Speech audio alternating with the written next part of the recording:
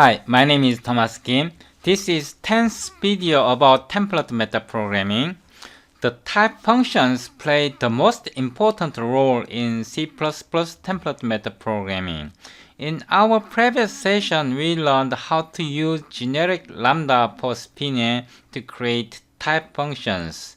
In this section, we will extend our previous session and I will demonstrate how to use Lambda functions to create type functions. This session continues from my previous video, Template Metaprogramming 09 using generic Lambda for SFINAE 1. This session continues from my previous video. Please download the source code from our previous video. When download is completed, please unzip it. Then copy the solution, paste it to your working folder. Now open the solution in Visual Studio 2017.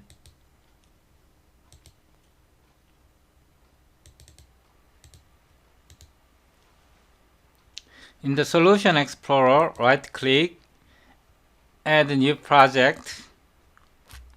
Windows Desktop Wizard here. Member. Click OK. Please select Console Application and select Precompiled Header. Click OK. Right-click the new project. Properties. All Configuration, All Platform. Select C++ 17 Standard, click OK. Right-click the project once again, make it as startup project. Here, from our previous source code, from our previous session, copy the source code and paste. Scroll up. Then we will remove this part. Save all. Just leave only this member CPP. Now press Ctrl F5.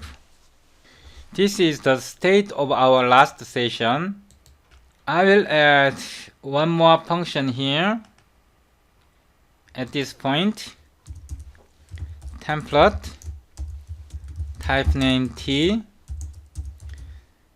const text sphere, auto, element instance boxed type T. Then we are defining return type DECL type like this. We are defining return type here.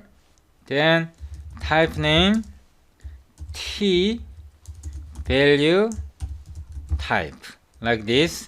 Since this is unboxed type, street box type is T, and if it is template function, it probably have value type. Then we turn it to the ECL bar like this. We enclose like this. Then we return an instance like this. We fix code like this way. Now save it. Then scroll down. Here we will make one more function. Const text sphere auto is pushback, push front supported. Lambda. We are creating a Lambda function. Auto boxed instance. This is return type, the ECL type. Okay, we are defining an Lambda here, the ECL type. No, say we are calling pushback, push front function, member function. To do that, we say strip boxed type here, boxed instance Please note that this function returns an instance.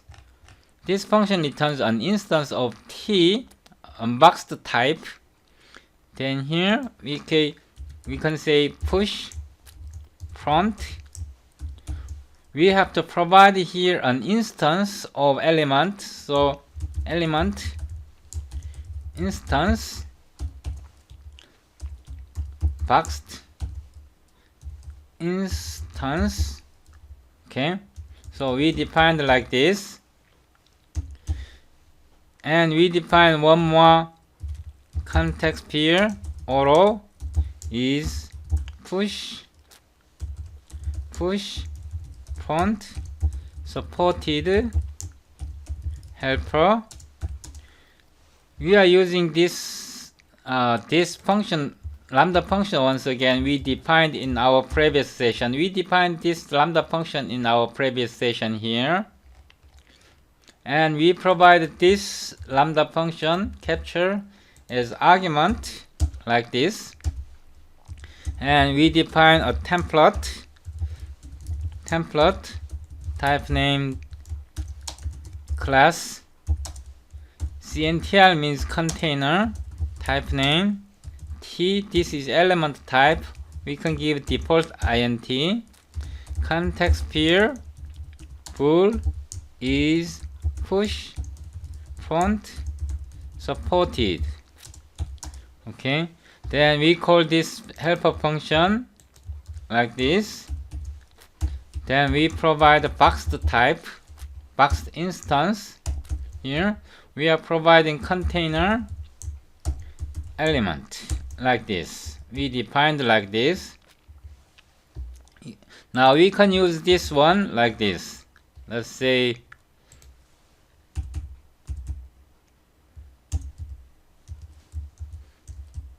here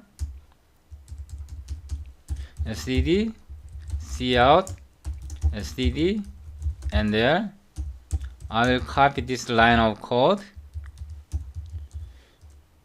Then std cout does std vector support push front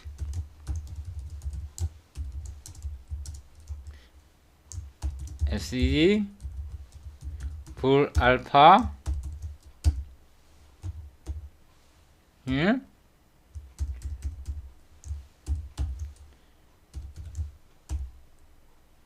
we are providing std vector std, and there we have to include the vector class, vector header file,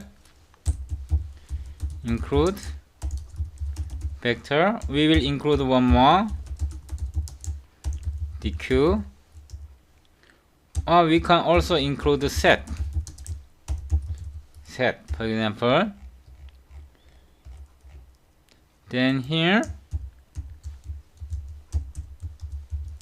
does std deque support push front, then we provide here deque.